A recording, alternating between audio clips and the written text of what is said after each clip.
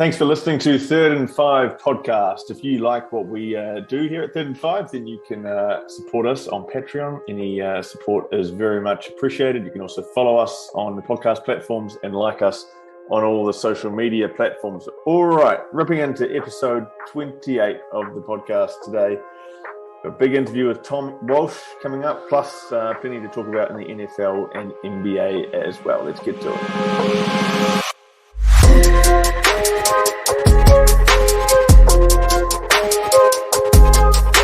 All right, gents, welcome into episode number 28. Still get surprised that we've made it this far, but here we are. Dave Rice, James Thwaites and myself, Simon Hampton, along for the ride. Gents, we're in the middle of this sort of, I guess it's a bit of a sporting drought at the moment, but Zach Wilson's, the New York Jets quarterback, has given us something to talk about in the meantime.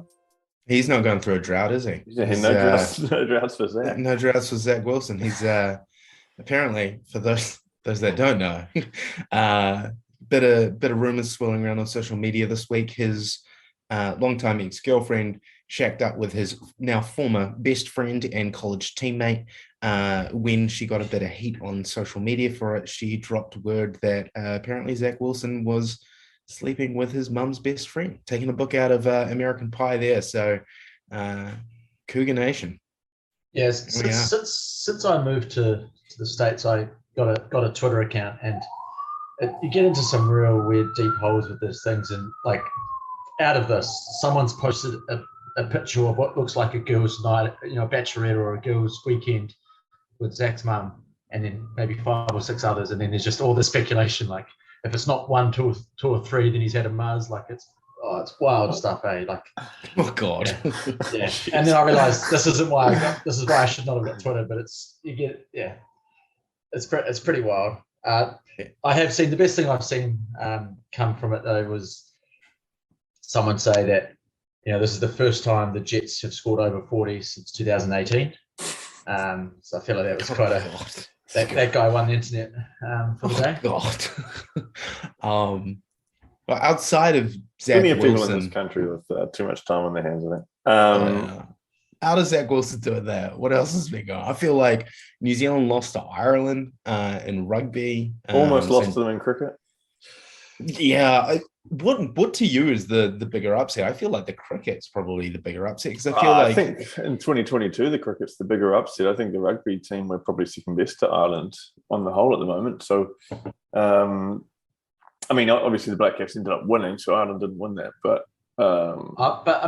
with the Black Caps, Ireland's are still kind of growing, but like it was certainly by no means like our strongest team, and it's kind of like first game up. Yeah, but. Yeah, the All Blacks should be winning at home against an Irish team that's at the end of their season, and that they have a long club season. So This is why we are usually quite vulnerable in November. We should be fresh, and that's where it's a bit of more of an upset in my mind. Well, at least we're getting our heart broken early and kind of setting the bar a bit lower for the World Cup next year, because that's obviously a disaster. But outside of that, NHL is already back at training camp, which feels very weird considering the Stanley Cup just got wrapped up. And given how hot it is outside. Yeah, it is hot. We've obviously had a bit of movement in the NFL as we start getting ramped up to there, but I don't know. What else has been going on? NBA Summer League? The Open? Well, let's talk about Summer League. Let's talk about Summer League quickly, because one of the most interesting things that came out of that was a little, I know we talk about the Nets all the time, but a little post-Summer League game interview with one Cam Thomas, who KD apparently really, really likes and gets on with. When asked why he doesn't pass the ball more, he rolled his eyes at that comment, because apparently it came from Steve Nash. So apparently it's been this ongoing thing with Cam Thomas that people don't think he can pass at all, and he's sick of it. And so correct. I think there's that to it, but then it obviously probably irked him that it came from his head coach as well, who was aware that that's something that's grating him a little bit. But yeah, it's kind of cool, to see some of the top draft picks playing for their teams early up, but that's sort of all I really take from Summer League. Like Chet Holmgren, I think that's how you say his name, from the Thunder, had a couple of pretty big games. But apart from Great that, games. The big story to come out of Summer League was at the Lakers game when LeBron and Russell Westbrook sat at either end of the court and didn't speak to each other, which was pretty telling. Kyrie going to some WNBA games for the LA games, right? Yeah. And James Thwaites hitting a bunch of jump shots at the Barclays Center last night. Just took more shots than Kyrie Irving did last season. Definitely had a lower shooting percentage, that's for sure. And I'm pretty happy that, we did Mt Rushmore of sporting brats last week, and I think a lot of people would have expected Nick Kyrgios to be on that. I'm glad he was close. He was the reason we even did it, but we went down a different path, and then the man himself gets into the final a few days later. So say what you like about him, but he's box office, man. Every single point, there was something going on with Nick Kyrgios. It was pretty entertaining. I'm gonna put myself out there and die on this hill. Well, a self-sacrifice on this hill, I should say, because Dave, rightfully so, mentioned, I was saying Kyrgios is awful for the sport of tennis. Dave kind of backed down a little bit, and then so you obviously came in and supported it with facts. I completely agree with you both now. At first I was like, he's a pain in the butt. He's awful for tennis. But I watched that final on Sunday at Wimbledon, and I enjoyed it. And I only watched it because Kyrgios was in. So apologies to you both. I think the point I made you at the time was you got your tennis tragics that are going to watch it, whether it's Djokovic against whoever, but it's going to be people like yourself that are not necessarily huge, going to tune in to watch tennis on TV. So I think I compared him to Happy Gilmore. He's like the Happy Gilmore of the tennis circuit, and I think he is important for it. I think it was one of the most anticipated Grand Slam finals in a few years, probably. It was. Do you reckon part of that's a bit of burnout from just this era of Nadal, Djokovic, and for sure, yeah. And it was kind of good to have one star and then one sort of left field guy. I feel like the tennis fans have been waiting for the big three to move on for a little bit of time now. And it's no blood on them. They're obviously unbelievable and it's been amazing. But you do want to see these young guys come through and sort of the next tier or the next generation. Well, we're probably going to see it in the not too distant future in September with the US Open, because obviously Djokovic can't play with the way things stand with his vaccination status and American immigration laws. So we'll see. And probably the Australian Open as well. Hang on. So that should be good. Anyway, let's rip into it, because a couple of days ago we sat down, had Tom Walsh on the line, the big shot put Olympian from New Zealand. He was a brilliant guy to talk to. Told some brilliant tales and some gave some pretty good insight as well into life on tour as a elite shot put athlete. So let's play that interview now. All right. Hey, Tom Walsh, thanks so much for coming on 3rd and 5, mate. We really appreciate you giving us a bit of your time. So you got the Commonwealth Games coming up pretty soon, but what's new with you? What are you up to at the moment, and what's keeping you busy? Yeah, Com Games obviously in about a month's time, I think. Almost a month to the date. But got World Champs in Eugene in about 10 days' time. So that's the first one, first cab off the rank. But it's always nice when I get to whack on the black singlet and compete for New Zealand. It just gives you something extra, right? There's a little bit more on the line and stuff. So but it's a pretty busy year for me with these two majors and also World Indoors earlier in the year. How are you feeling about your form leading into this busy period? Yeah, no, it's I'm really happy with how I'm training. All my numbers in the gym and all my sprinting and jumping numbers are really good. And my throwing numbers are coming along. They're not quite where I'd like them to be, but also they never have been. So they're going the right way, which is good. Obviously the Commonwealth Games are pretty cool, and so are the World Champs. But I imagine particularly with the Commonwealth Games and the Olympics, there's so many other Kiwi athletes there. is there a real like buzz around the village, and do you sort of get excited about the chance to catch up with other Kiwi athletes that you might know from other sports? Yeah, look, it is. One good thing about generally the Olympics and Com Games is we're usually in one village, and they managed to set up like a social area for the New Zealand team where we'll have 3 or 4 TVs in there. We'll have some, Kiwi snacks. It might have some cookie times. It might have some lollies and things like that. It's usually got a coffee machine in there and so forth. And every day they put up a list of who's on, what time they're doing it, and so forth. So there's a big community aspect around that.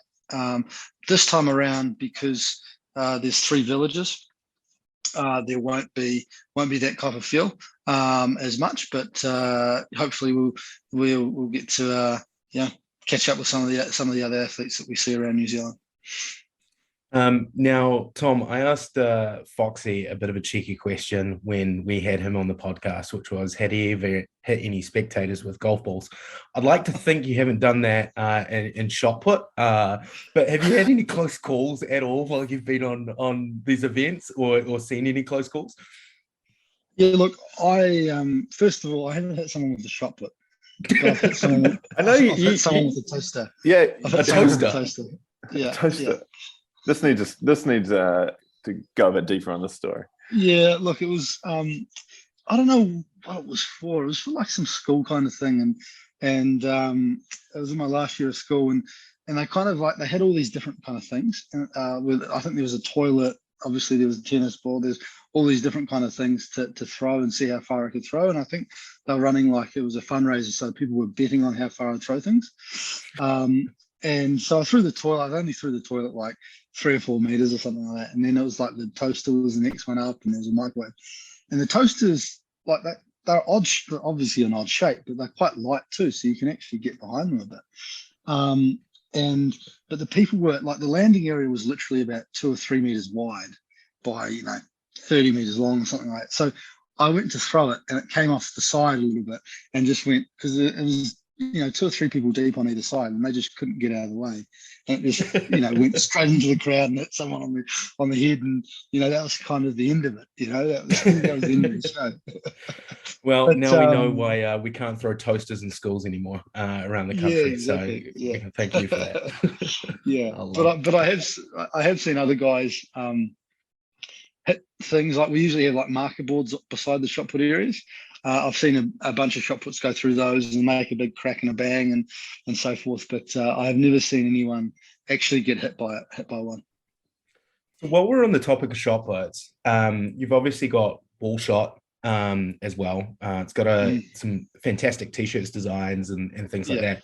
Tell us the kind of inspiration around starting that and where that's kind of at in the world. Yeah, so look, it's just a wee side hustle, to be honest. I originally came from, I travel a lot, and a shot put usually weighs a fixed weight of somewhere between 6 kg and 8 kg I travel with, but sometimes you need to train with something else. And so I came up with an idea of having a shot put that changed weights. And I essentially showed some of the guys around the world, and they're kind of like, oh, look, if you tidy some things up about it and you make it more balanced, then we'd be interested in buying it.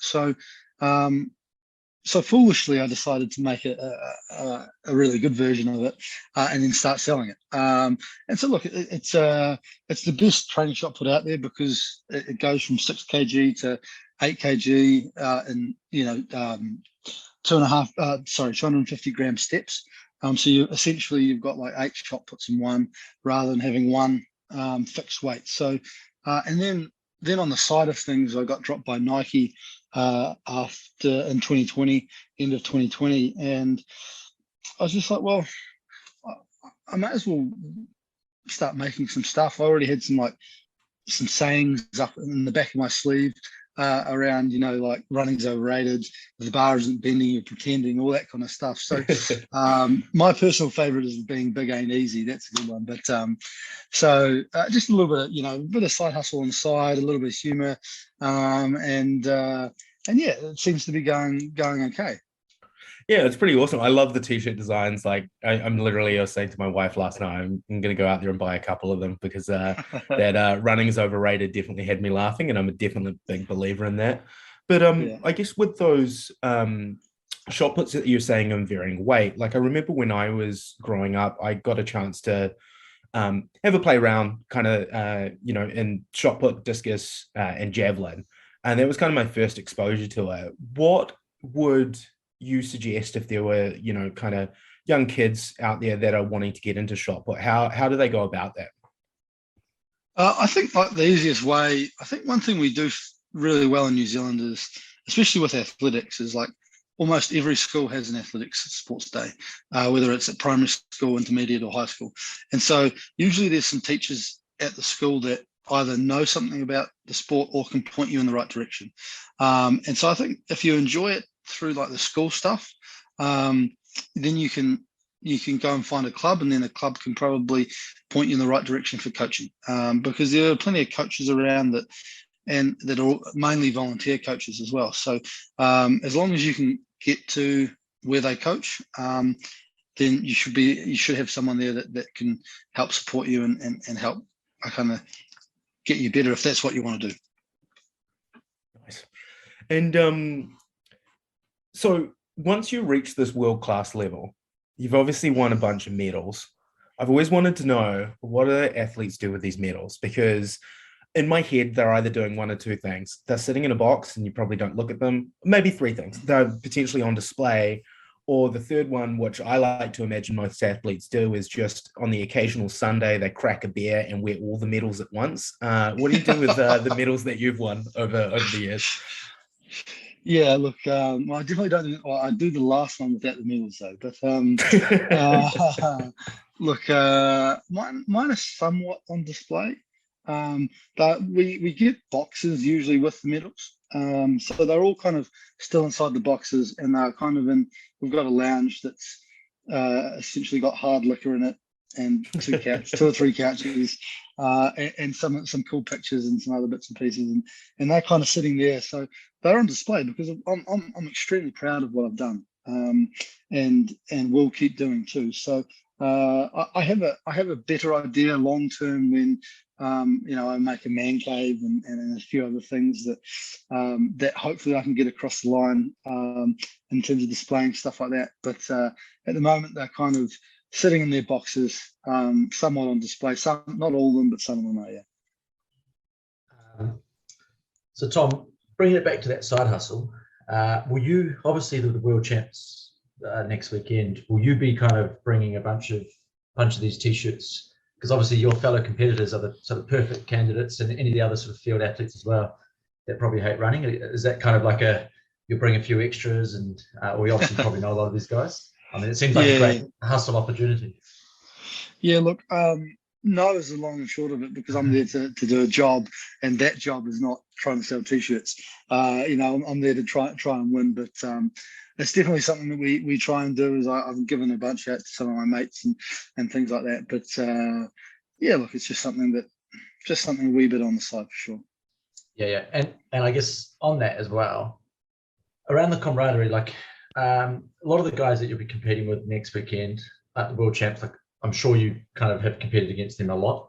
Whether it's at the Olympics, it's at World Champs each year, or just other sort of meets. Like, do you get on with like a lot of these guys, or does some of them very keep to themselves? What's the sort of environment like that? Like afterwards, at the end of this Champs, is there like, a lot of you guys come together and let off some steam, having been so focused and driven for this event? Obviously, you've got the Commonwealth Games coming up as well, so you'll have that in the back of your mind. But does that sort of kind of, I guess, social aspect kind of come into it as well?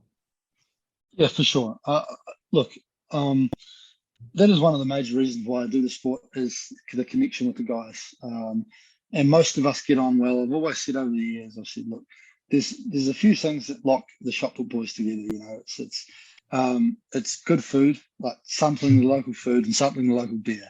And usually, like between those two things, there's a bit of camaraderie coming around, and but there's always one or two bad fish in the mixer too. So it would be it wouldn't be fair to say we all get on, but most of us do, because a lot of us are away from home a long time each year, and I have a personal belief is yes, look, I really love trying to sort out my throwing and throw a long way and win, and I don't like losing. I actually hate losing, and but a big piece of the puzzle for me, and I noticed this last year when things were a lot tighter around competitions and COVID and so forth, was that kind of social side, whether it's one drink or even a water or a Fanta or whatever it is, that we kind of lost that social side. And look, and you got to enjoy what you do, and it kind of sucked a bit of the enjoyment out of it for me. So that's one thing that I'm definitely focused on, is to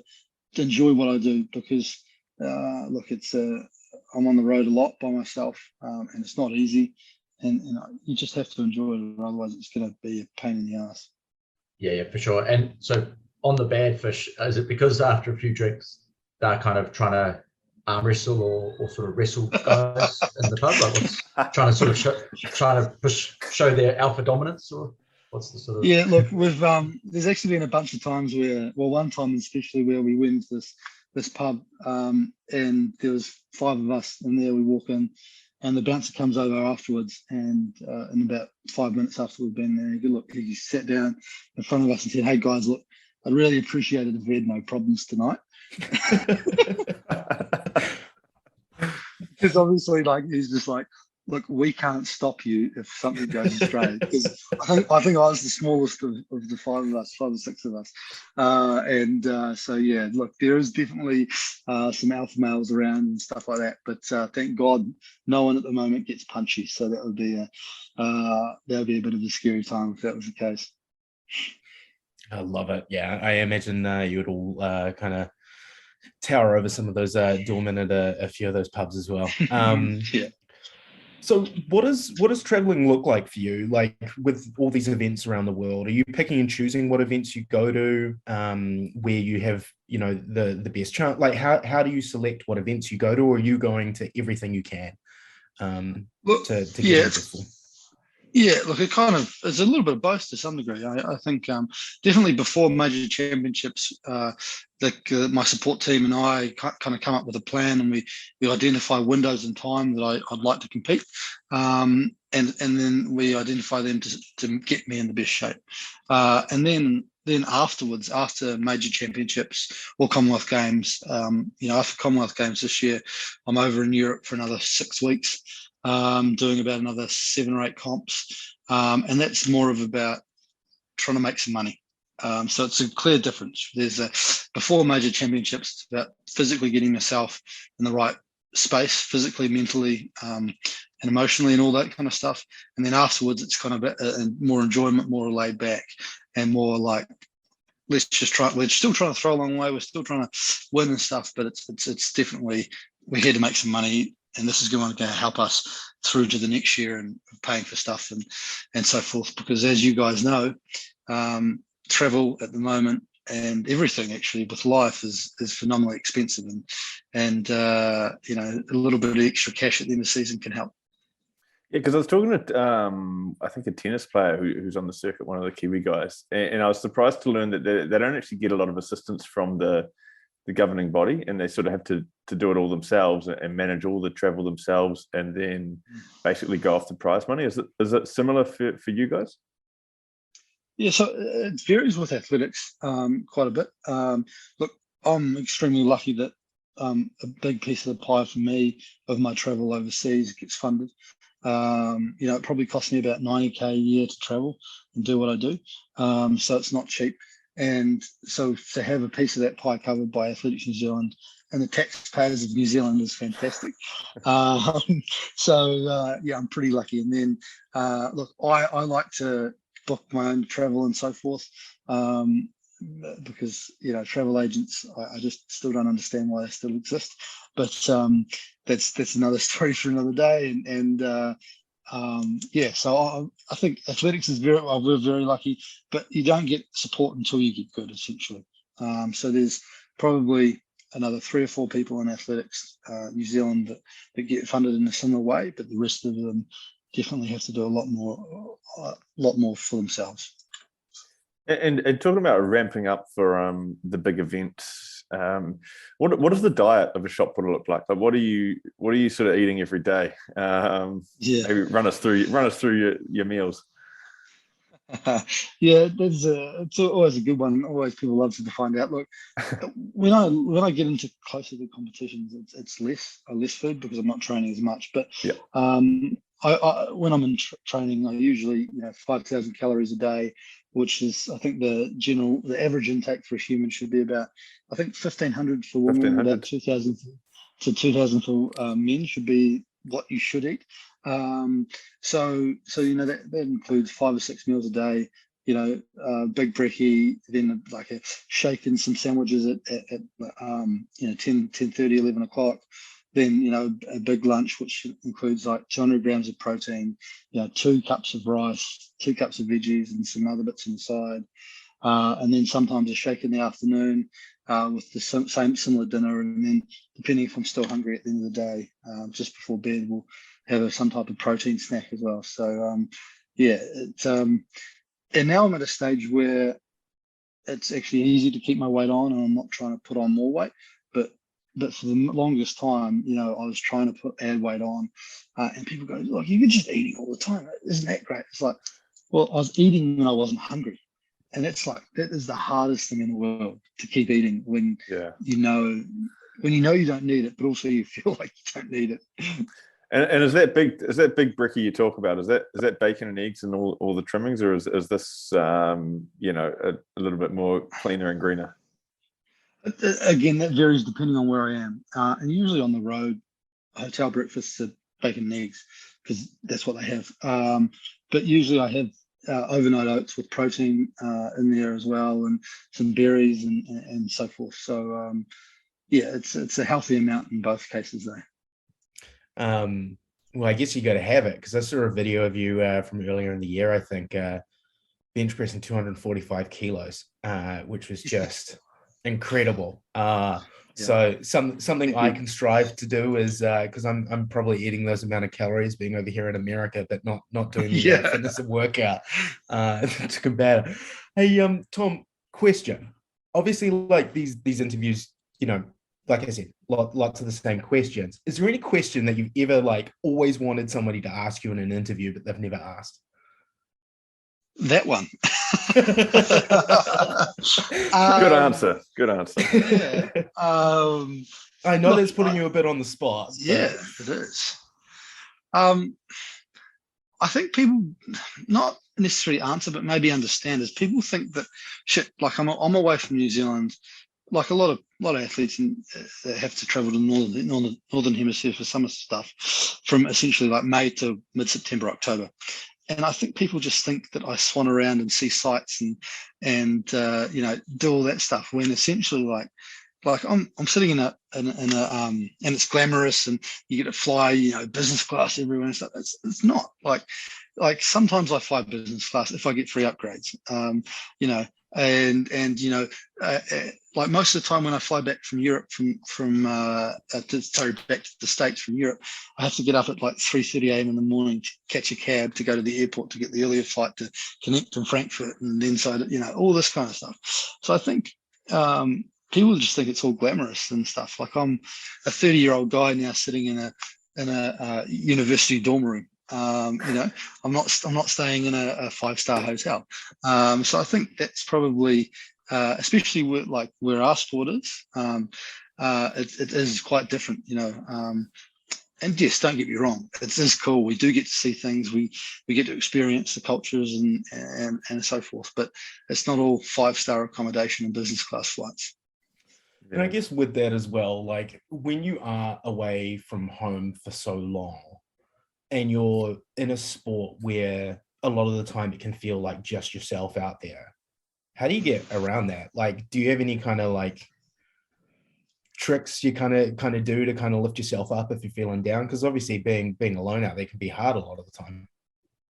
Yeah, shit, yeah. And there's no easy way around that, essentially, right? There are wee tricks, though, as you said. I think I'm very lucky to that my coach is an Athletics New Zealand coach, so he gets to travel with me probably about a third of the time I'm away, which is good. Much more than that would probably kill each other, but much less than that it wouldn't work. And then my other support team helps out and drops in and so forth. So I'm very lucky. I've got my sports psychologist John Quinn, who's been with me for the last 2 weeks and is here in camp with us now. And also like going to train with other guys. I'm an extrovert, and I get energy from other guys, and just having a new environment and different throwers around, adds to it, because they know what you're going through, and because they've been going through it too. So those kind of wee tricks and trade. And also I've got a girlfriend who is obviously very patient to put up with me and my travels and so forth, so always try and get her over it so that we're not apart for 5-6 months at a time. That would be challenging as well in itself. So so I know you played in the T20 tournament earlier in the year, I think it was. You had some outstanding form apart from letting the bat go at one point, but we'll put that down to your shot put training. Exactly. I forgot where I was for a moment. If you could smack any New Zealand athlete for 6 ever, who would it be? Just to have the bragging rights. Well, it have to be like someone like Bondi or Dan Vittori, right? Because and maybe Jimmy Neesham. Oh yeah, that'd be a good one. That guy can talk. Yeah, is there a backstory? Is there something more to that? Oh no, like Jimmy. No, we were all good. I actually played cricket against Jimmy quite a lot, coming up through the age group stuff. So I remember him. I'm not sure if he remembers me, but there we go. Yeah, he's an active Twitter user. Hey, Tom, thanks so much for coming on, mate, and giving us half an hour of your time. Just one final question from me before we let you go. I know we talked about the medals earlier on and all those medals you've got. I wonder if you've got one that stands out as your most memorable, and one you really cherish. I think there's 3 for me. I know that's not one, but there's 3. I think for completely different reasons too, right? Yep. So like my first, when I got 3rd at World Indoors in 2014, I kind of came out of nowhere, and that was the point in time where I started somewhat believing in myself that I could possibly do this. Like, for sure, I was training away and dreaming that I could, but that was the moment of time where I thought, shit, I actually can beat these guys, and I can actually, I might actually have a chance of doing more of this. So that was pretty cool. And then in 2017, I won my first ever outdoor title in London, and the backstory to that is that I tore my adductor 2 days before the final, and for doing a rotational sport, your adductor is quite important, and so to be able to control my mindset, not stress out too much about that, and go in and manage to lead the competition from start to finish, and have my parents, my girlfriend, my first ever coach there.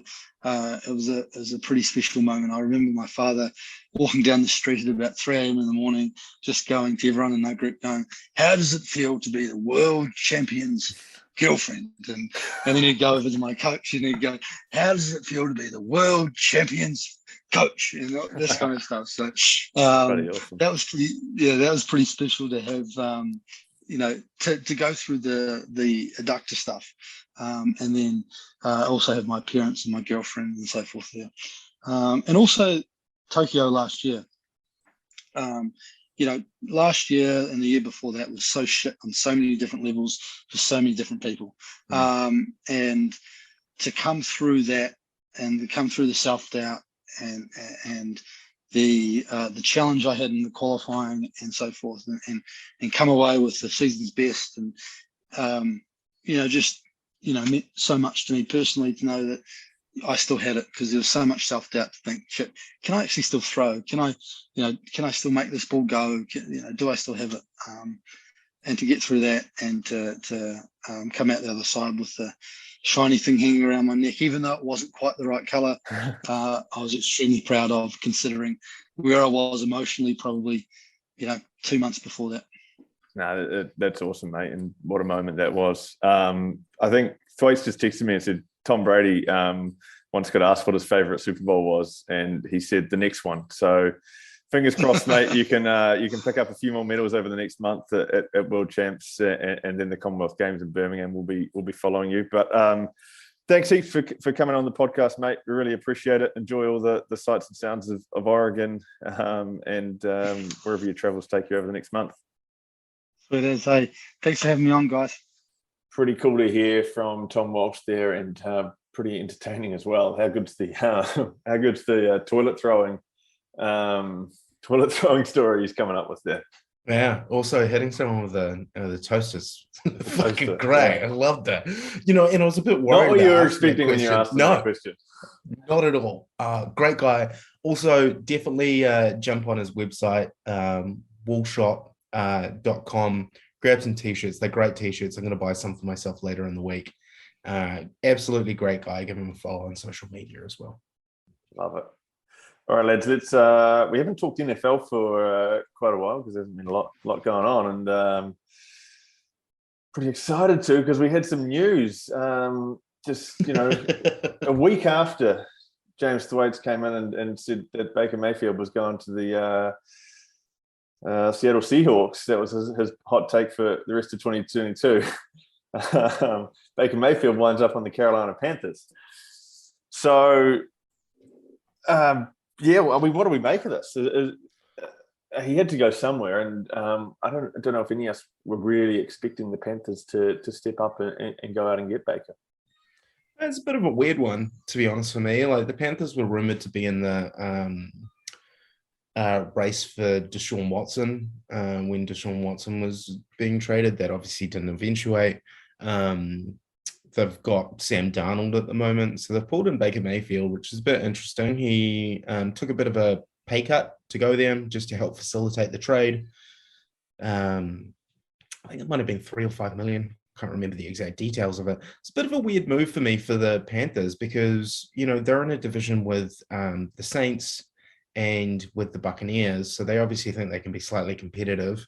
I don't think they're beating either of those teams at the moment. I mean, Kamara's probably suspended for the first 6 games of the upcoming season. So maybe they think they can get a bit of an edge there. But I don't know. I don't see Baker Mayfield as being that guy. He's awful in the fourth quarter. He's awful in clutch moments. Apparently, there's all these rumors coming out, and you don't know what it is, if it's just both sides playing each other a little bit, but that he was incredibly immature in the locker room, wasn't a true leader. And hey, look, the guy's in his young 20s. You can't expect too much leadership from, some of these young quarterbacks, but it just feels like a bit of a weird move when, maybe you stuck with Sam Darnold, just kind of jumped on, your tank, become a tank commander and just tank for a potential quarterback in the next year's draft. The quarterbacks that are coming through in the future draft next year are a lot stronger than they were this year. So a bit of a weird move for me, to be honest. I'm going to be devil's advocate, which is pretty standard when you say something. And I love it. But I mean, I haven't read heaps into this, but my understanding is the Panthers have only agreed to, it's just the 1 year, finished as last year, and they're only having to pay a third of his salary, while the Browns maintain 2/3. Yeah. So to me, it's everything that Baker's gone through. Maybe the Panthers are thinking this. He was so cocky. He was always cocky when he was at Oklahoma. And that kind of, he had success out of that.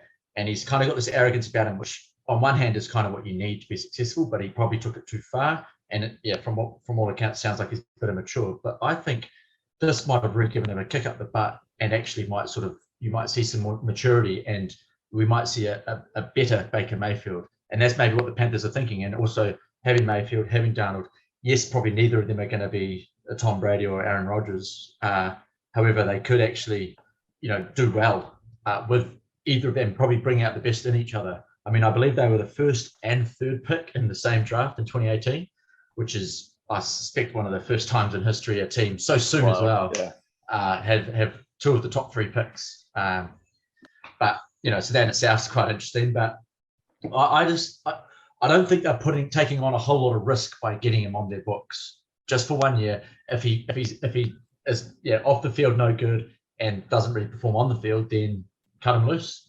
No harm, no foul, and then go for one of these quarterbacks you're talking about, which there's going to be a bit of depth in next year's quarterback draft. So yeah, I love the move. I think it's like a lottery ticket move for a team that probably wasn't going anywhere anyway. And I'm always going to support teams that are going to try and compete rather than take a back step. And I think it's just buying low on a guy who could turn out to turn them into as we're saying, not an elite team by any stretch, but certainly one that could be a bit of fun to watch, particularly with Christian McCaffrey there, one of the biggest stars in the game. So I think there's very little risk in this for the Panthers, and potentially some decent upside for them there. So I'm all behind it.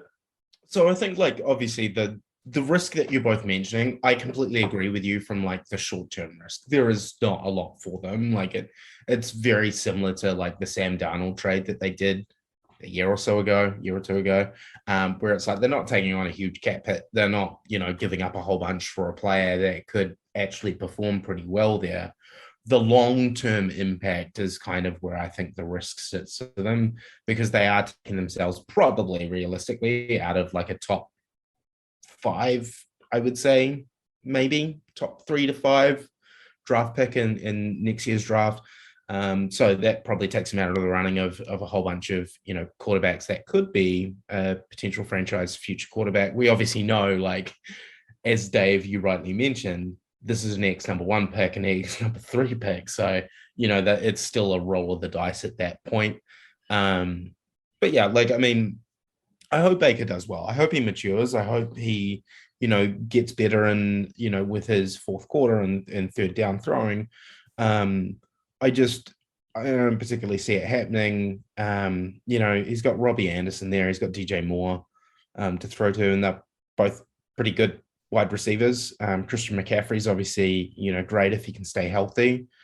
It's just a bit of a weird move for me. I guess the thing is, like, Baker Mayfield's still 27, first overall pick, and he's got a track record in the NFL. So I guess the Panthers are saying, like, they like the risk of a guy like Mayfield coming off more than a potential top 5 draft pick next year. And I don't hate that call to go with the guy that's got something of a track record, still has upside there, and is still young enough to potentially tap into that upside. There's still huge risk from drafting quarterbacks out of college that they will bust as well. And so, but do you think Baker Mayfield's that guy though for any franchise? I know he obviously got the Browns out of like losing situations and losing seasons.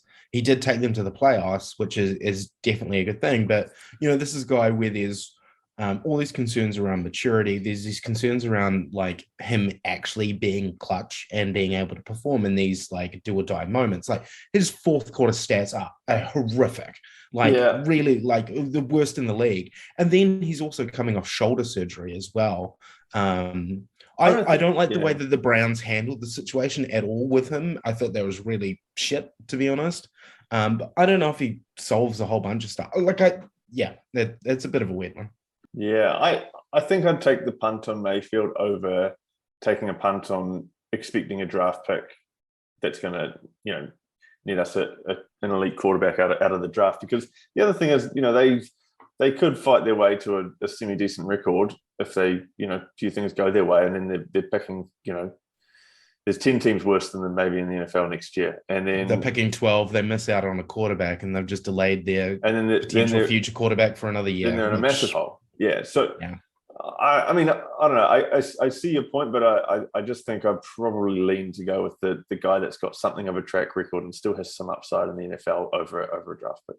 Also, in the draft, you can trade up. Like, yes, that might not be like. I feel like they shouldn't be thinking.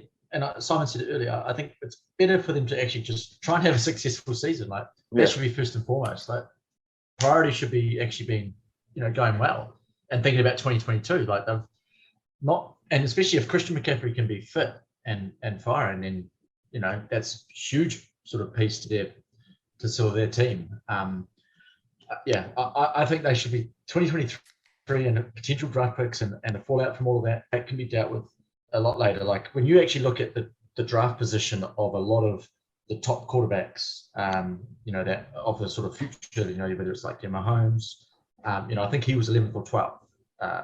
There's guys like Lamar Jackson was 32nd. I know Flex doesn't rate him, but like, I guess my point is you don't have to be a top 10 pick to be a great quarterback or a quarterback that can lead your team.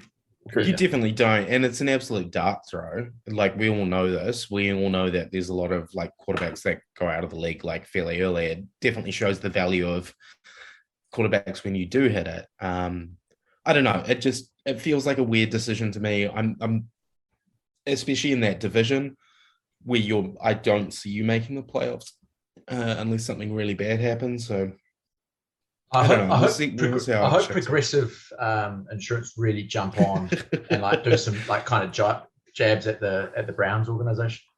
Like it might be that they just go silent and with all everything about Baker, they steer clear. But I hope they really can't. Because obviously a lot of his ads were at what is it? What's the field called? First Energy, the Browns' home ground. So. Yeah, they could really have a bit of fun there. Surely the marketing department's been... Browns. Yeah. Have they announced a suspension for Deshaun Watson yet? Not yet. Incoming. But I think we mentioned it last week on the pod. Like the expectation is minimum a season. Yeah. And again, they're now 2 seasons we haven't thrown a football in a competitive football match. So who are the Browns? What are the Browns going to do then? If with the more likelihood that he's gone, are they going to look at any quarterbacks? Segue. Very good segue. I'm not gonna attempt to steal hosting duties from you. So you segue this, mate. The second coming of the coup. So Jimmy Garoppolo is the last big name quarterback on the market. Or it's been pretty widely reported that the 49ers are going to try and move on from Jimmy G in this off season, and there's sort of an expectation that over the next month or so he'll be on the move somewhere. I think did you say he's got 30 million? His contract's worth about 30 million for the season? About 25, 26. 25, 26. So, currently looking at Sportsline odds makers, Browns are the favourites, then the Lions, Texans, Falcons, and the Seahawks round out the top 5.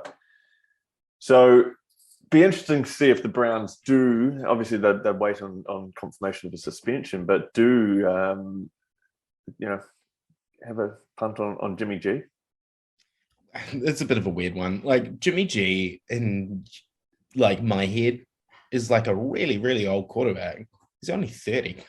Russell Wilson's only 33, which is all very depressing when you think that both Dave and I are older than these people. So you're obviously still a youngin. But I don't know, like it's a lot of money to take on. I think, the 49ers probably have to look to absorb some of that to shift him, because it's not like he's, elite level quarterback. He could do well in some of these systems. But again, it just depends like what some of these systems want. The Lions obviously have Jared Goff after that trade with the Rams where they swapped quarterbacks. Browns could do well just to get like plug and play, get him for a year. Otherwise, they're probably rolling with somebody like Teddy Bridgewater, which I don't know. He's not going to do that great. Falcons would be a bit of a weird one for me. I think they picked up Marcus Mariota, in the off season, so they seemed pretty happy with him, unless I'm completely talking out of my ass and getting him mixed up with another team. But I don't know, like Seahawks again, like for somebody that apparently was rumored to never actually have any interest in Baker Mayfield, to now go to Jimmy G. I mean, the Seahawks, I just don't get what they're doing with their quarterback room. Like, they seem pretty in on Geno Smith, right? Geno Smith and Drew Lock are not good quarterbacks. Like, I obviously understand, like, to make it in the NFL at a quarterback level, you've got to have some form of talent. But we kept thinking as well. You mentioned Baker, but we kept thinking in the draft as well that they were going to pick up. Who was the quarterback that dropped quite low? Malik Willis. Yeah. It's like we kept thinking that scoot on him in the third or fourth round, didn't do it, and so I find it hard to believe that now they're going to suddenly go out and get Jimmy G, especially this late in the piece as well. Yeah, brutal division as well. So that just feels weird. But also, like, do you know what else feels weird? Geno Smith and Drew Lock throwing like dimes and moonshots to DK Metcalf. So I don't know what the hell's going on at the Seahawks. They do obviously need to go through a bit of a rebuild.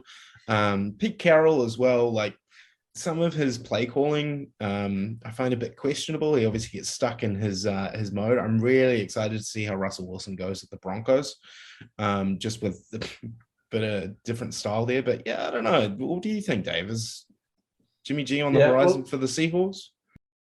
Yeah, I mean, I think I reckon Seahawks will stay with. That's sort of what I said with the Panthers. Like, it's not that again that I'm saying Drew Lock and Geno Smith are by any way like elite, but they're both young.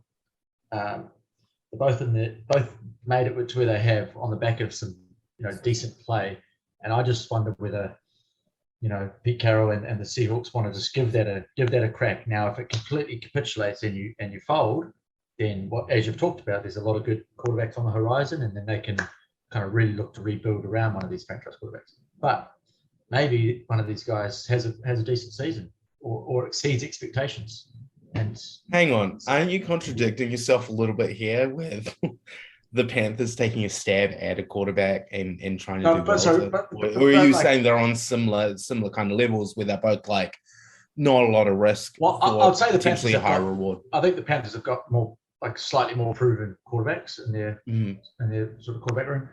But I'm just saying, like, the Seahawks, Simon just talked about it. From everything they've done, there's been no intent to sort of try and get a new franchise quarterback in this offseason.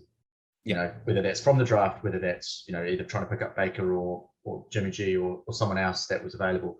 They've been very happy to sit back, and so I feel like they're kind of committed to their guys. They're going to sort of back them, support them, and again, they're not. I don't think any team's out there to tank.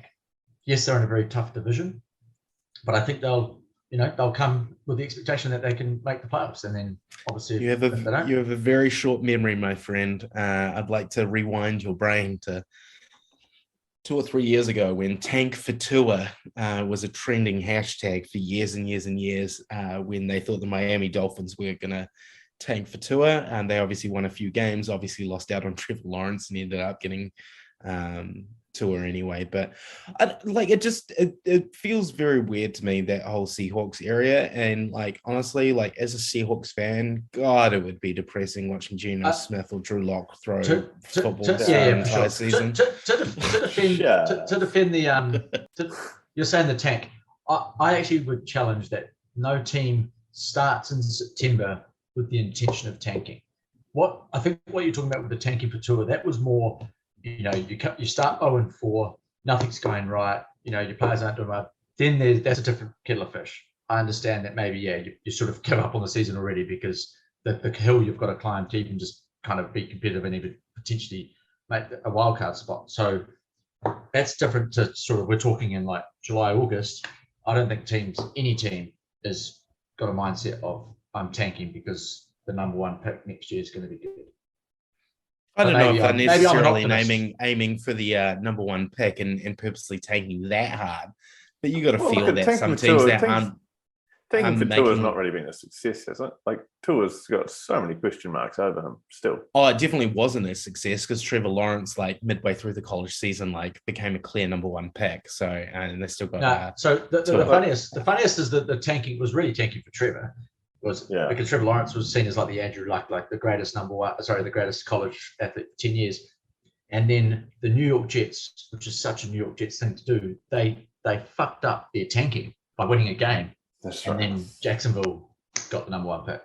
But if you're players, you don't give a shit about tanking. No, and like you've seen interviews career. with some of these players where they're just like, we don't give a fuck about tanking. We want to go out there and win a game because like we don't want to go like 0-16 like the Detroit Lions did. And a couple of also a lot of these guys on the fringes are like they want to put up good numbers and exactly get a contract. No, so I will argue 100%, and I will die on this hill. In the NFL, there is absolutely tanking. And there is for sure. And teams do at the very like before the balls even put on a gridiron that they have decided that they're tanking that season by not picking up competitive players. Tanking's a front office thing, not a playing group thing. Correct. The playing group is no interest, no part to play on that. Correct. Yeah. Yep. But absolutely, the front office will just put a shit team on the field. Anyway, let's switch course. Hopefully, we get an answer to the Jimmy G trade stuff soon, and it'll give us another topic to talk about in this dry July we're going through. But moving on to the NBA. apart from in the podcast. Moving on to the NBA. Speaking of being dry, it's been kind of dry after the free agency frenzy at the back end of June and early July. No real news on the KD Kyrie sweepstakes, but there was a little nugget of news today that the Utah Jazz, fresh off trading Rudy Gobert to the Minnesota Timberwolves for a haul of draft picks, are going to listen to offers on Donovan Mitchell, their other big star. Certainly he'd be coveted by a number of teams. There's rumors of the Miami Heat being interested. There's rumors today that the New York Knicks would put together a big package. I mean, first of all, could you see him taking the Knicks deep into to the playoffs? Would that be a good move for the Knicks, do you think? I think it'd be good for the Knicks you're probably going to be in a play-in spot. You're probably going to be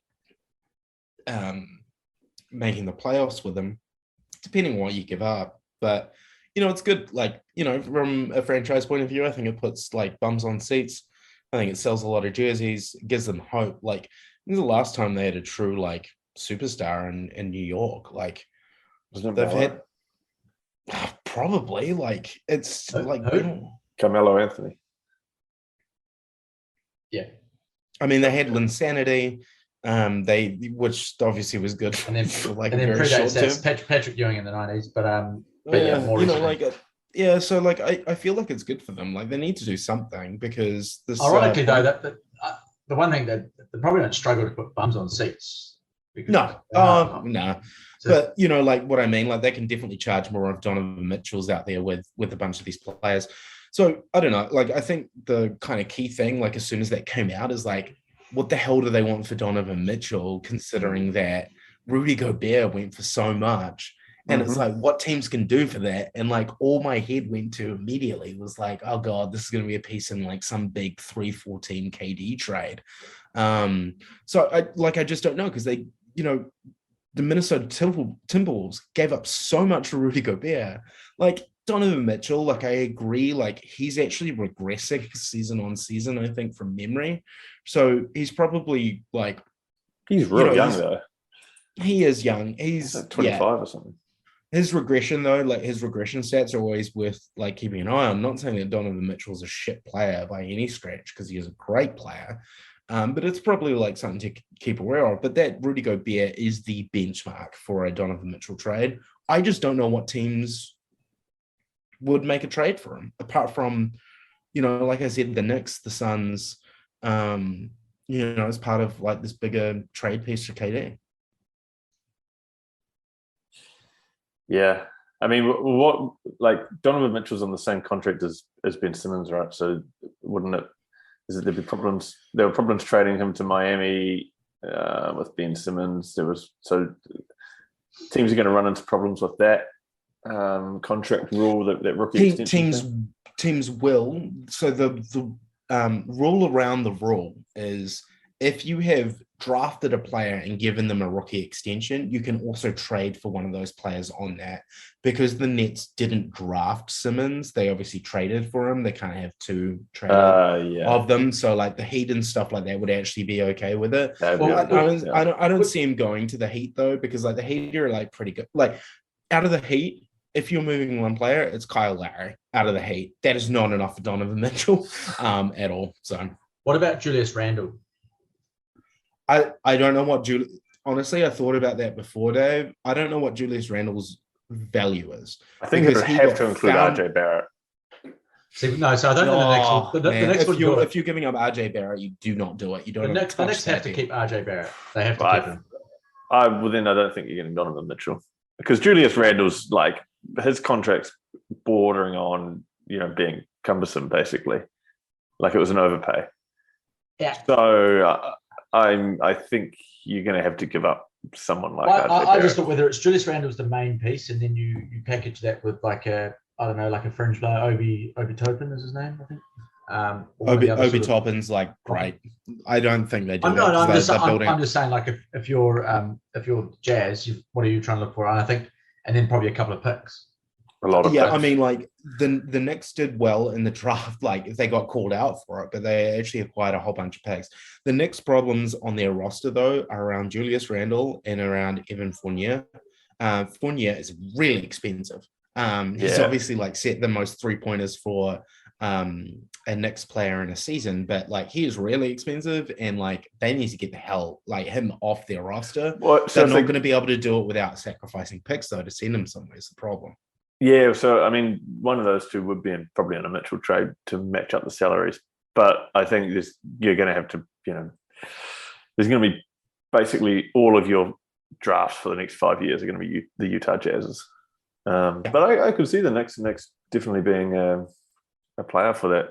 They always covet those big marquee players, so I could see them being in the Knicks. But yeah, there's just a few teams that like you just immediately count out. Like the Celtics aren't going to be part of that. The Bulls probably aren't going to be part of that. The Heat probably don't have enough to give up, or like have enough that the Jazz want. So there was talks that Mitchell could. There was talks that Mitchell could end up in. I think it would probably be in a 3-team deal in our home borough.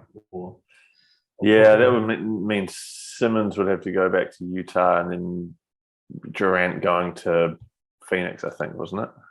Do we think pretty much? And honestly, like, there's a couple of things around the NBA that like feel like they're dominoes, and one of the biggest ones that sit there is that DeAndre Ayton contract. Nobody has given him a offer yet. So as soon as another team, and there was rumors that the Indiana Pacers were gonna give him an offer, that's gonna kick things off. So. Yeah, because I mean, if he leaves, then I don't see how the Phoenix Suns are getting Durant. I wonder if they pivot to would Donovan Mitchell work on their roster?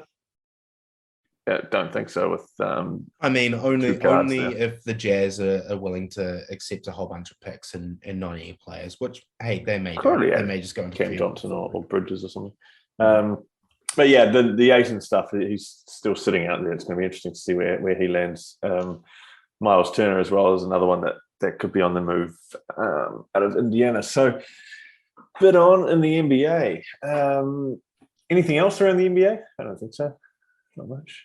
I think, like, just in my head, I don't want to see Ben Simmons leave the Nets. I think the Nets would have to, like, obviously not accept a lot from him because I don't think his value is too high. I want to see them build around the Nets. Everything I have seen from Ben Simmons at the Summer League, I have loved. He has just like absolutely been what looks like a leader. He's been a team player. Like he's getting out there. He's supporting the young guys. So I really liked what I've seen about his leadership on the court. So I hope that translates. Has he been playing? No, he's just been. No, he hasn't been playing. He's been watching though, and just like supporting the team, which like a couple of others that haven't. Yeah, exactly. Yeah, but like he, from all accounts, he's currently in about a 3-year cycle of the basketball yips, right? So, like, obviously that's a term we're familiar with, but he needs to get out there. In fact, the Summer League would have been a good little like transition to play a couple of games, brother. But what? No. No, but Imagine if he got obviously I'm injured in joking the there. summer league. I'm joking there, but in all seriousness, like he's kind of got like there's a psychological like barrier that he needs to get through. Obviously, he's doing everything right off the court. Like he's posting about sort of training and he's being a leader for the other guys.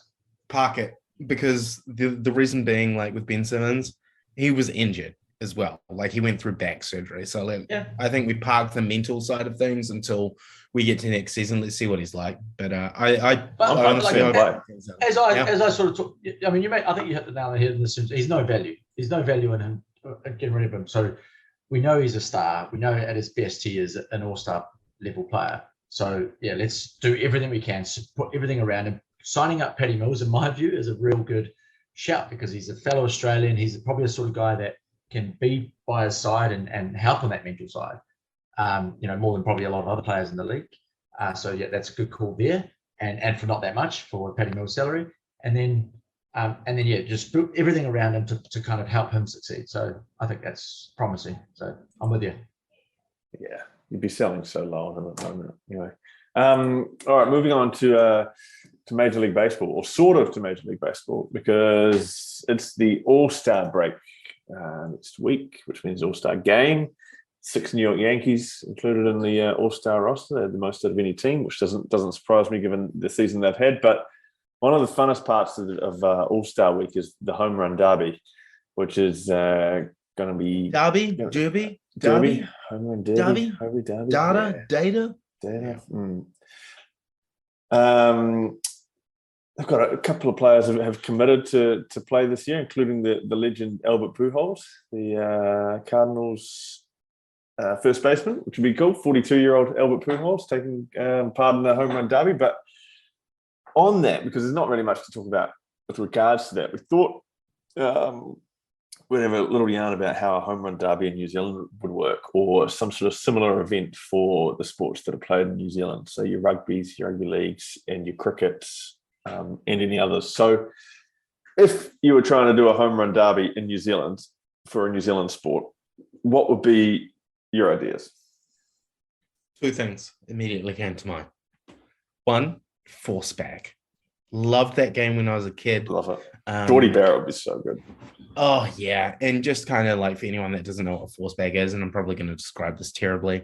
Basically, you grab the ball, you don't move, you're on the spot, you punt it like a rugby ball as long as you can. If the person catches it on the full, they take couple steps forward and then kick it, and whoever kicks it over the goal line first wins. And obviously, me with my absolute thunder thighs full of muscle, I could kick at least 100 meters anyway. So I was winning that game a lot. But so that was definitely number 1 that came up. Force back. Would love to see force back with the professional rugby players. I think it'd be hella fun.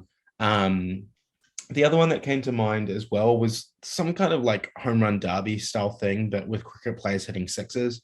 I'd love to see that, just people in the crowd like catching it with, oversized baseball mitts or something like that. I think it'd be a lot of fun. You get six shots at it. It's just obviously like you can choose who bowls to you. So it's like, you can play that out.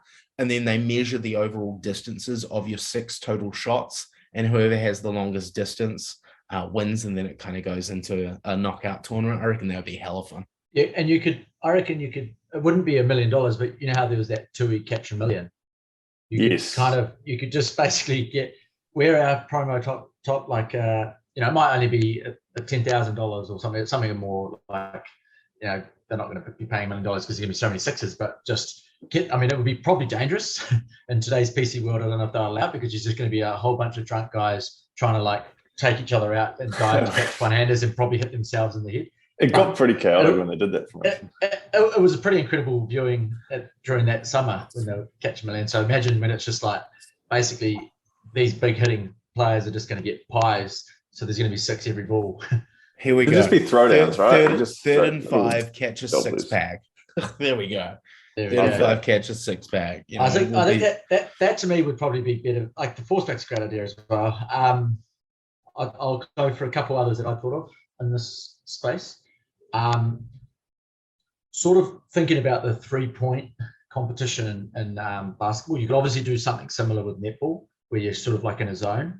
So netball would have a good one. Or likewise, you could do goal kicking. So, it might be that you've got like 5 different spots, obviously sideline, 50-meter line, maybe halfway in front, so 5 different zones, and you're just sort of like having to and within a minute, so you can't piss around. You sort of like line up, boom, jog to the next spot, quickly line up, and obviously points for how many you get over. And then the last one that I've kind of thought of, which would be pretty epic viewing, would be Bull Rush, which is very much a game. Fuck yes. Played when we were played as kids, which I believe. Can you imagine the All Blacks playing Bull Rush? How good. And then, so I've also got like a sort of offshoot of that. Imagine like All Blacks versus the Kiwis Bull Rush. So rugby versus league, it's like it's kind of when they do that with the boxing. No one would have a team to field after, like, for whatever international test after that. But I mean, it wouldn't obviously. Maybe they'll keep their best players up. Like a Dan Carter and Richie McCaw wouldn't be involved. They'd make sure it's the guys on the bench. But that would be pretty great viewing. And so that's obviously one that would be entertaining, I'm sure. I love that. Bull Rush would be epic. What's the one that used to play in the hallways, where everyone would line the hallways and like someone would try to run through the middle and everyone would just shove them like on the sides? I just remember that. We just did that up the bus, like down to get to the back of the bus. Imagine that, like just Nonu just charging down. Well, so you're just going back to the 1990s All Blacks era. Jesus, Jerry Collins in Bull Rush would just be an absolute force to be reckoned with. Yeah. Well, I think if Jerry Collins is like running, the thing with Bull Rush is you don't have to tackle one. You can just tackle someone else, and then you can have, hopefully, if you keep tackling other people that are easier, then hopefully one of them tackle Jerry Collins. You know what I mean? Like if they did the All Blacks, everyone's going to like tackle Aaron Smith first. Yeah. Well, my view. 10 guys tackling Aaron Smith. If you're a pro rugby player, you'll be targeting like, I'm going to go for Dalton Popularity or Artie Severe. I'm going for flankers who are quick and tacklers. You know what I mean? So they're the ones that they're going to be the most effective if you're on the tackling side. I would love a game of Bull Rush. I can't see professional coaches allowing it. I could see that 6 contest happening at some sort of, I don't know when you'd stage it, before or after a T20 or something. But maybe just some sort of like ceremonial event. I don't know. Just do a charity event around it. Yeah. Get a couple of older like black caps and stuff like that. Get a couple. Tom Walsh obviously played the 2020 thing. Get Tom Walsh in, and he's got a great hat on it. The Black Clash. That's when you do it. That's when you do it. Yeah. It'd be like half time of that, or I reckon that would be super cool. Super cool. Trademarked obviously by 35. If you want to send us some sponsorship deals, just should get on to Simon Hampton. Yeah. Would love to see some more of that sort of stuff in New Zealand sport. It would really lighten things up a bit and keep things fresh. All right, final topic. New Zealand, just before we go on, like New Zealand did kind of have this weirdly, if you remember back in the day with cricket, not Max Cricket, but the Mark Richardson race. Oh yes, against the slow. So I don't know, the slowest player in the team, or the Darren Lehman, I think. Player. Yeah. So that how popular was that? That was always a big talking point, and people were hugely gotten behind it. So it's kind of funny that why aren't New Zealand sports that was a success, that was talked about, that was popular? Why haven't they kind of gone more? They just fuck it up. It's so weird, because the obvious one in New Zealand, right, is North v South in a rugby competition and stuff like that. They just fuck it up. It's awful. They tried that a couple of years ago. It was so boring. It was incredibly boring. It's just I don't know. I feel like New Zealand rugby has the same problem with fun stuff that the NFL does, where it's how much fun can you actually have when the whole sport is so physical and people can get injured? Because obviously you don't want people imagine what a disaster it would be if a Dan Carter back in 2011, obviously he got injured in that World Cup, but 2011 gets tackled in a North v South game and he's out for the international season and the World Cup. So with the force back, I reckon Australia would actually be better, and you could do state-based Aussie rules players. So you could do Western Australia, Victoria, South Australia, Tasmania, like that would be, and you do it at MCG, and these boys can kick a ball, more so than just average rugby and league players. But yeah. No, that'd be good fun. All right. Final topic of the podcast, the Mount Rushmore segment. So we had a pretty good debate in our group chat during the week about sporting video games, and so naturally we decided to make that our Mount Rushmore. So I feel like everyone's got some sort of memory of playing some sort of sports video game back in the day when they were younger, either with friends or whatever. So Dave, any standouts for you that would go on the Mount Rushmore of sports video games? Yeah, well, I think for me, like, absolute, not even debate, and I'll fight you guys bare knuckle to the cows come home, is Jonah Lomu's rugby. Oh mate, Jonah Lomu's rugby or Jonah Lomu rugby? Singular. Well, Jonah's, I just call it. I like to. It's so good it deserves grill. And he's a re-release, really good. No, so I think that, that was for me without a doubt the game I spent the most time playing, and there's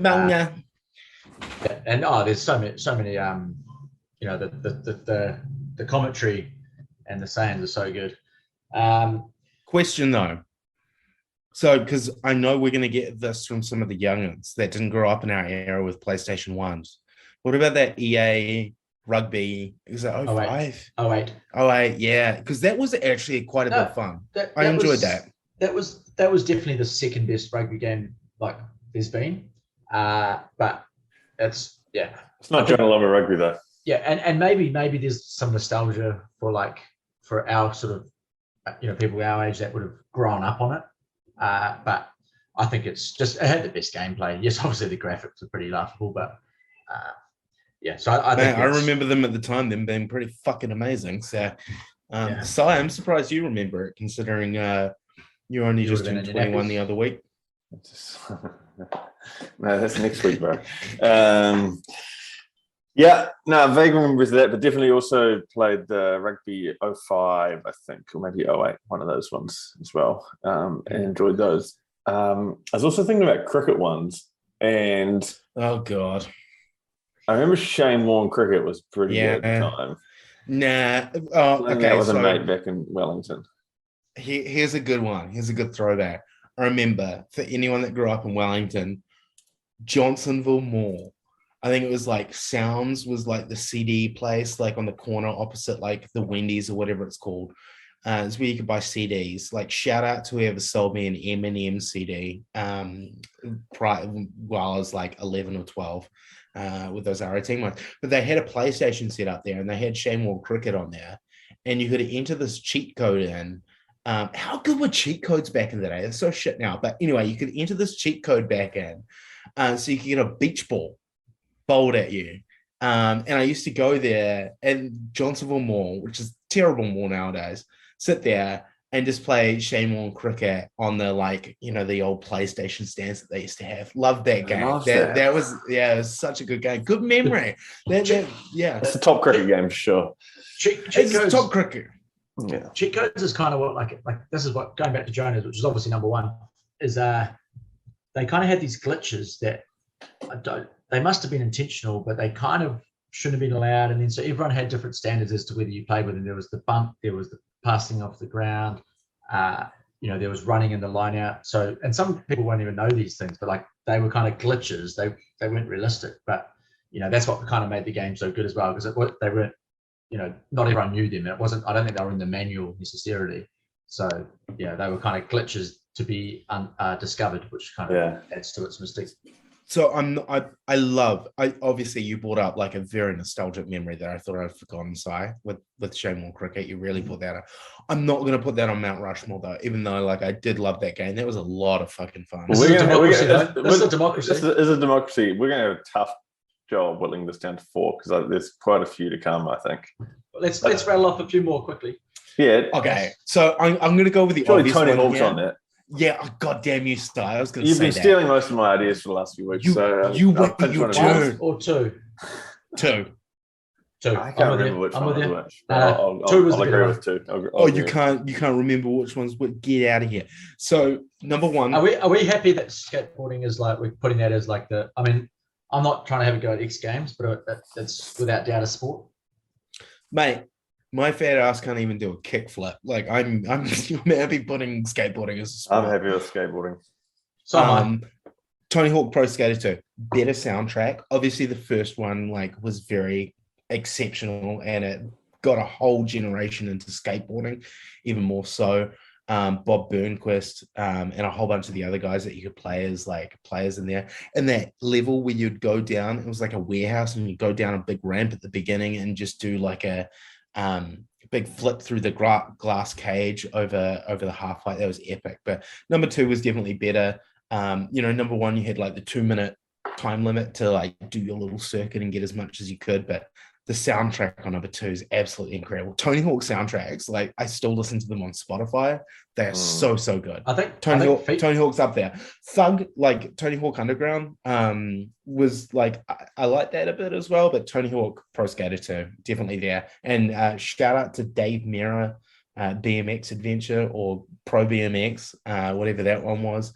That was a bit of fun as well. I think speaking of like good soundtracks, like when I think of on games, FIFA for me, they always would pick like not necessarily bands, not necessarily known bands. I think one of the first games I had was FIFA 98, and that was Blur.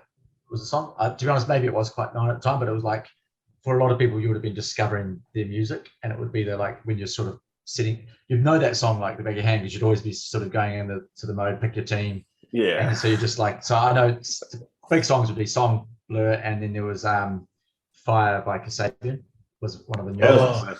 Yeah. And that became kind of like the actual Premier League song. Yeah. Yeah. So, and that's such a good song. So I agree that FIFA is definitely on there, but I have no idea which one to put on there, because 08 was the one I remember playing a lot. But yeah. I mean, FIFA in general. Yeah, and that's the thing. We're swayed by like, so the most I would have played would have been like 12 and 13, and I didn't play a lot of it sort of later than that, maybe a little bit of 15. But, for guys that have continued playing it, they might say that, these late 10s are the better games. So it's hard for us to. The recent FIFA games are trash. I will die on that hill as well. Like, obviously, like you both know me outside of the pod as well. I indulge in my video games quite a lot. The recent FIFA games are pretty trash. Like EA's just done an absolute cash grab with some of these franchises. Madden's like very similar, where they've just kind of gone into the kind of loot box thing. Some of the ideas are pretty good, but the gameplay, like some of those older ones, are just so good. Yeah. So this is kind of like a nice pivot for me as well, because having to pick 4 is really, really tough, especially when you look at the likes of, for me, when we think of basketball games, NBA Jam. When I was growing up, that was absolute. He's on fire, like he's heating up. It was so much fun. NBA Jam, I think, when I was younger, was my first introduction to baseball. I think I might have played it on the Sega Mega Drive, and lots and lots of fun. Sega Mega Drive. That was Alex the Kid, wasn't it? No, that was Sega Master System. Oh yeah. Yeah, and then they had Alex the Kid and Shinobi World as well. Good knowledge. Yeah. Good shout out there. I love Alex the Kid. Also, I want to shout out James Potter because he's a big Alex the Kid fan. The other one is on the flip side to NBA Jam, though, for me, is obviously the NBA 2K series. Outstanding work. And the reason why I say outstanding work is, for years and years and years, EA Sports controlled these franchises and controlled the thing. And then 2K came in and absolutely revolutionized the basketball game. NBA 2K11, I think, was just outstanding. Absolutely loved that game. I haven't played 2K in a few years and just got like way out of my depth and way complicated. That is up there. Madden, for me, I would say, obviously, we can call like Tech Mobile back in there, but Madden 04 was definitely my most favorite one. awesome soundtrack again. All the Madden games had great ones. Shout out to NFL 2K Blitz and NFL 2K. We obviously had a couple of other ones, honorable mentions in my head, I think, which is like NFL Street and NBA Street were a lot of fun. But yeah, I'm really going to struggle to put 4 on this hill. Like, I'm going to throw racing. Yeah, so I'm going to throw a few out there now. Football Manager, the Football Manager series is obviously that's PC only, but many a long haul flight have been successfully shortened by playing Football Manager. And speaking of your shout outs to James Potter, I know he's also a fan of that. So absolutely. And having an 18-hour flight coming up back home in September, I'll be definitely downloading. You'll be getting the mobile edition. That's right.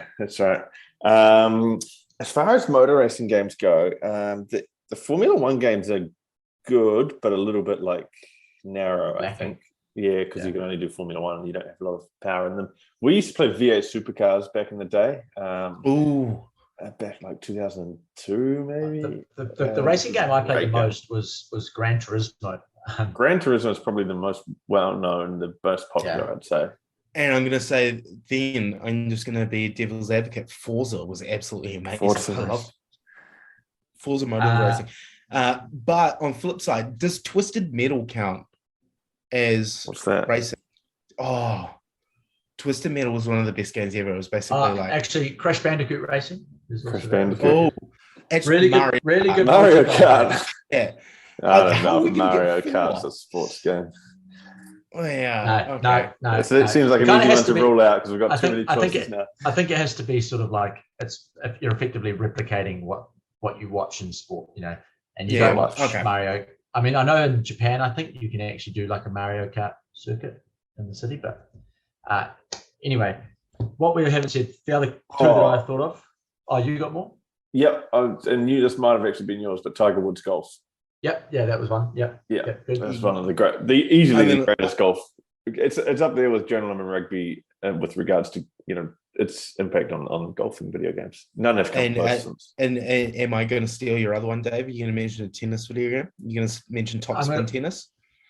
I do like that. No, I was actually going to. That's actually a good one because that was. But the way I think of that is at arcades. That was the best at your timeout sort of editions. But I was thinking of Wii, which actually tennis is one of the main games on that. You're thinking of urine. Literally urine. So Nintendo Wii, which I think was probably one of the most revolutionary in terms of, going for a completely different sort of style of gameplay. I don't know if it will make it, but I think it deserves a mention.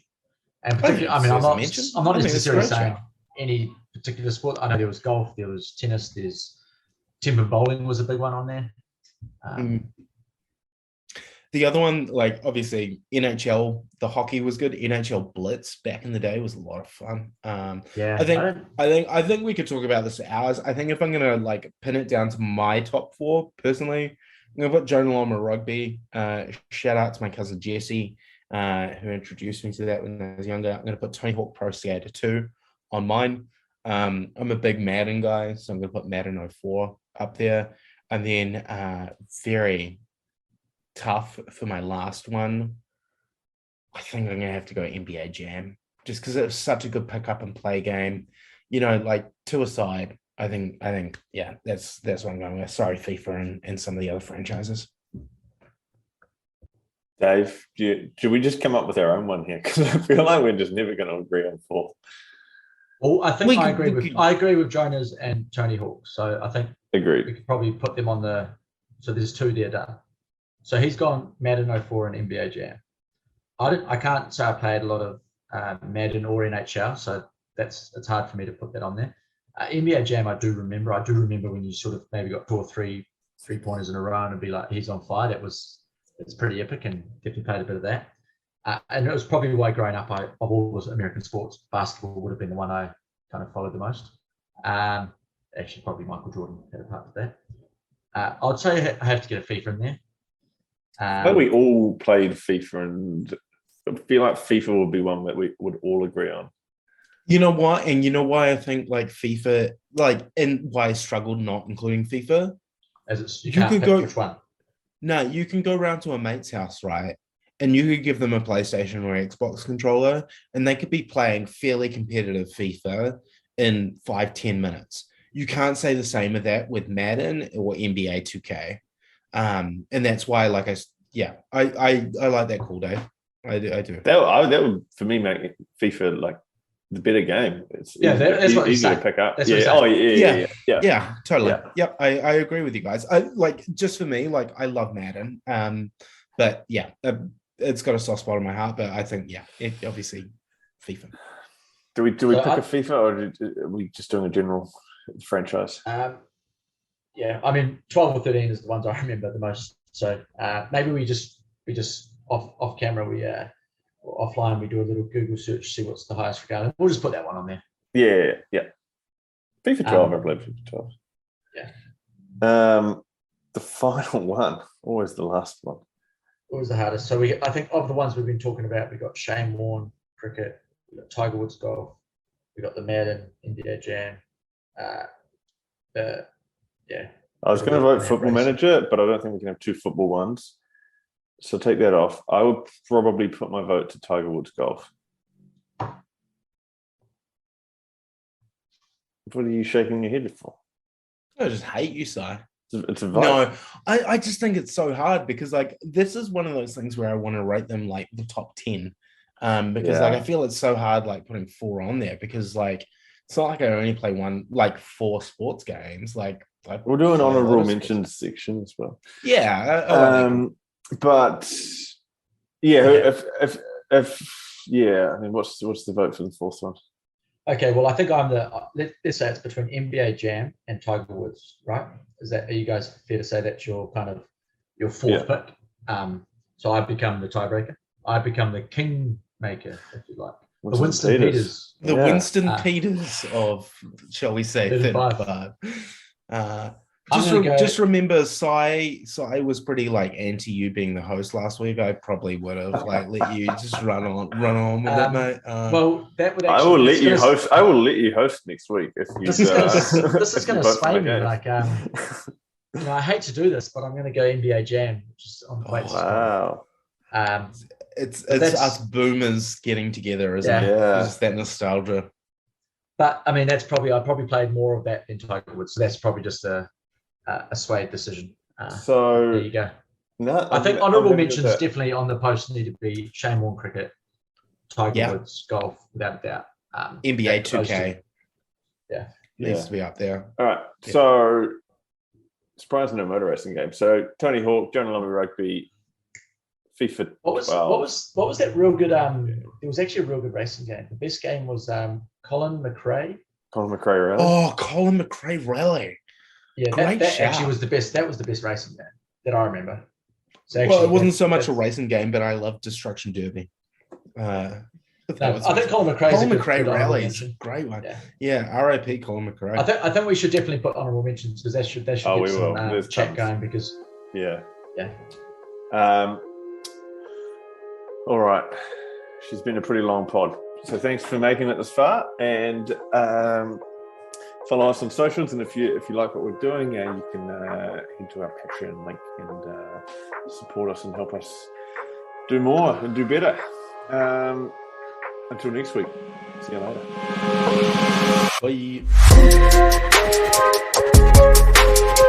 Bye.